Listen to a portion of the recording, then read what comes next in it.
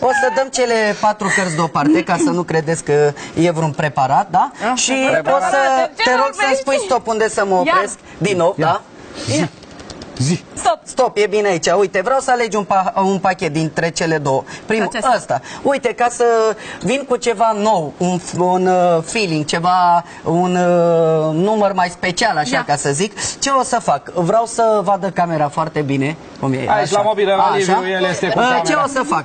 O să te rog să-mi spui un număr între 1 și 3 de data aceasta, ca să nu... Voce, da, dar poți să spui direct pe 3, dacă vrei, sau pe 4. Nu, ce sau poți să încep de la 1, nu, vreau să zic 2. Da. Bine, ai început de la numărătoarea normală, adică 1, 2, 3, nu? Da, da. Poți să mai numeri o dată, 1, ca 2, să 3. văd. Așa, dar poți să zici de la 0, că și 0. 0, 1, 2, 3. Mai zăpăcit, încă mai amețit. Ok, 3. O să ating o dată, atenție mare. Atingem o singură dată. Este vorba de una. Și eu ating o dată, atenție mare, de 2 ori. Și când am spus a 3-a oară, cartea s-a schimbat singură. Prin puterea sunetului. Pentru că eu mă antrenez foarte mult, mie îmi plac sunetele. Și mie le aud și pe vecini. Și de aceea am venit și la televiziunea noastră, pentru că este un post foarte frumos și am văzut că aveți numai invitați de onoare și de clasă, așa bine antrenați, cu experiență. Și avem și emisiune strong, longevivă. Ce o să fac este pur și simplu, cartea nu este magică, o să vă arăt și secretul, pentru că dacă eu ating cartea de joc foarte bine, observăm că, numai puțin, că mai aveți o carte aici. O să o iau. Ia stai să vadă, ia uite de unde o ia, doamne. Mai puțin, stați că să nu prind un fir de păr, gata. Am tras și cartea, da? Așa, și o să încercăm să mai fac un singur truc. Stai așa puțin, deci eu nu am simțit când cartea a ajuns aici.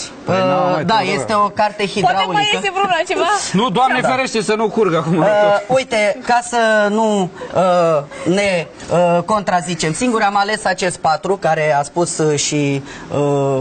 mai devreme a fost pus un 4 de inimă neagră. O să-l pun deasupra peste pachetul de cărți de joc, chiar aici.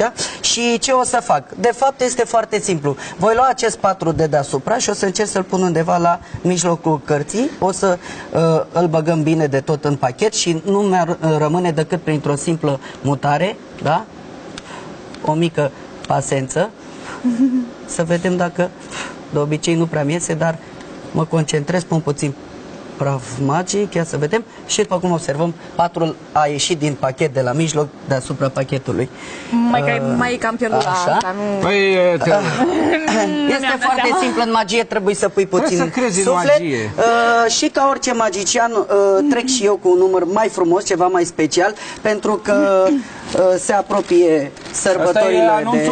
Da, este un anunț normal. Spre le-am luat ca să nu facem reclamă prea mult, pentru că nu are multe imagini să nu facem reclamă.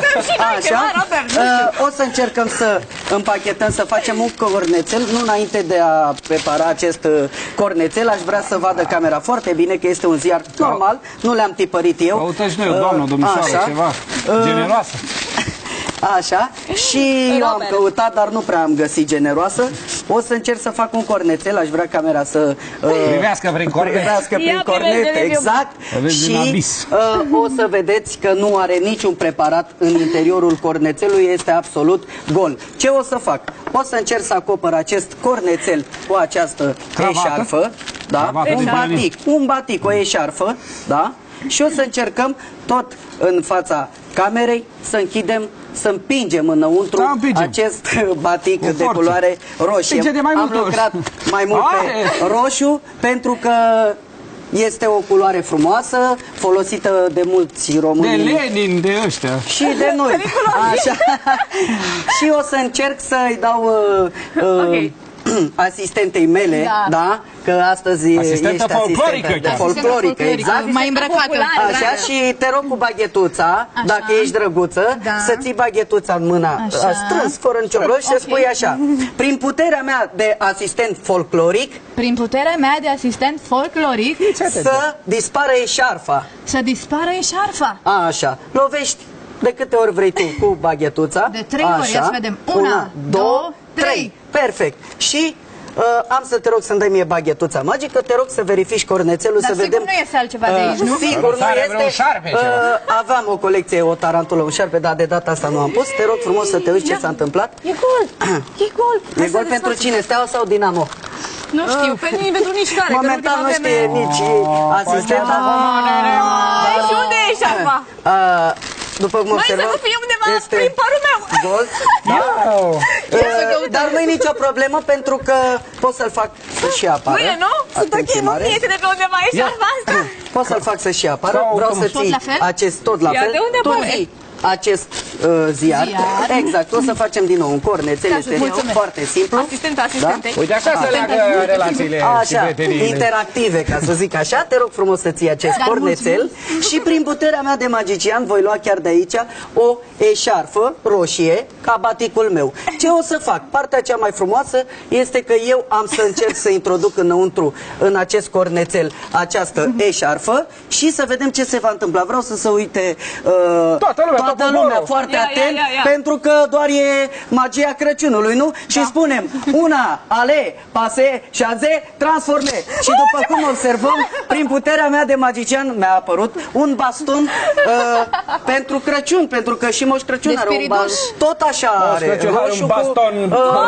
Și l-am special pentru tematica Crăciunului. Vai, îți mulțumim tare mult, știi ce, Robert? Vreau să preparăm și noi o publicitate. Stai să verific întâi, fără niciun fel de preparație, Pantelimon, orașul, living, 2 dormitoare, bucătărie, baie, gresie, faianță, canal, apă, lumină. Acolo mi-am pregătit 25.000 de euro.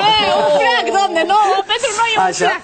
Mulțumim tare mult. Mai aș avea nu mai avem timp, nu mai avem timp. Hai că mai avem timp. Am pus noi o magie. Așa, bine, m-am încercat să mă panicați puțin, dar ce o să fac? Avem aici o mingiuță, vreau să ții tu mingiuța. Iar asistent. Da, și săculețul, un săculeț gol în interior, adică înăuntru, în exterior absolut gol. Săculețul cu mingiuțe. De ce nu sunt 2 mingiuțe?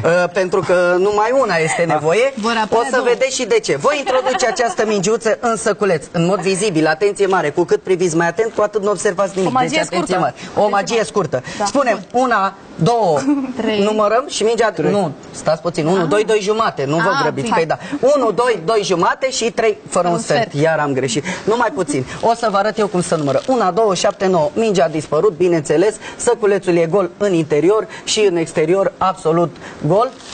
Știți ceva de minge? Ați văzut pe aici? N-am văzut nicio minge, n-am văzut nicio minge, dar vedem cum vine peste noi publicitatea. Luăm o scurtă pauză de publicitate, găsim mingea după publicitate, imediat după publicitate, zicem când acolo, când acolo, imediat după publicitate, găsim mingea. Am dispărut. Magie, ne-am întors la umblă vorba și suntem în căutarea mingii, magicianului. Prin magie ne-am întors. Deci mingea, după cum observăm, nu este în săculeț, este gol în interior și în exterior absolut gol. Mingea nu știu pe unde e. Ia vedeți prin buzunare, poate a făcut vreo mică călătorie cu magia asta. Eu am buzunarele sparte. Ia să vedem. Nu este. Nu e nicio problemă. Ați văzut cumva, a văzut cineva unde este mingea? Unde este? Fă o magie și dă-i banii de pe factura asta. Unde credeți că este mingea? Să nu mai fie prin părul meu, te rog, mi-e frică de tine. Cum să ai mingi în partea unor? Uite, sunt sigur că ai văzut unde e mingea, ca orice magician trebuie să fiu și cinstit. Te rog frumos să întinzi mâna să iei mingiuța de unde ai văzut că este de la mine. Așa, este? Dar să mi-o dai... Nu e? Stai puțin. Aoleu, cred că... Auzi, am o rugăminte. Poți să mă ajuți că mi-a venit o idee foarte bună. Depinde și de vreau idee. o idee cu mingea. Am să te rog să faci cotcodac o dată în săculeț, este simplu. Te rog. După aia o să punem și pe colegul o singură dată, te rog. O dată este... Bravo, ia bagă mâna, vezi dacă ai ceva, vreo minge. Nu, normal. Pentru că de multe ori am să vă rog și pe noastră o singură dată. Cucurigu, bine. Cucurigu. Un pic mai tare. Bravo, perfect. Am să vă rog să băgați puțin mâna în săculeț. Nu e niciun păianjen, nu e nimic pe acolo diferit sau vreun teanc de bani.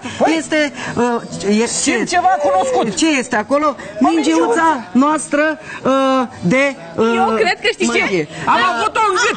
Eu vreau, înainte să termin cu acest număr de magie și programul meu, vreau să vă prezint tuturor primul cocoș din țară care face mingii de ping-pong. Merită să-l aplaudăm. Fac și mici din pong. Suntem la final. Fac și puiuțul din pluș. Îți mulțumim tare mult pentru astăzi. Mulțumesc și mi-a făcut plăcere. Umblă vorba, prima magie s-a mai încheiat încă o ediție. Ne vedem și mâine la aceeași oră la 3.